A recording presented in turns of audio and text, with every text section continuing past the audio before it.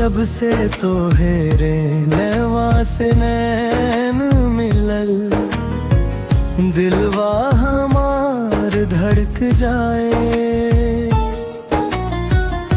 तोहरे मुस्कान के जादू में हम रोज रोज खो जाए। तोहरे बिना कुछ हो ना भाए, हर सपना में तू ही आए। तोहरा से प्यार हो गइल जान, अब दिल कहीं ना लगे। तोहरे बिना एको पल सांस भी अधूरा लागे।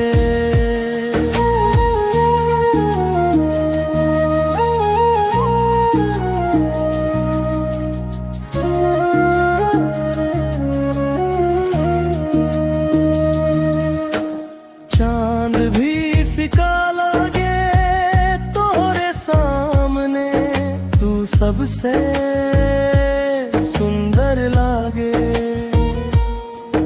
तोहरे संग हर पल जिए के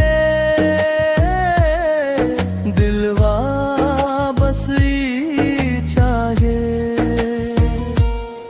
रब से मांगी बस एक दुआ, तोहरा साथ जन्म जन्म रहे। तोहरा से प्यार हो गइल जान, अब तू ही दुनिया हमार। तोहरे बिना कुछ हो ना सही, तू ही दिल के राधा।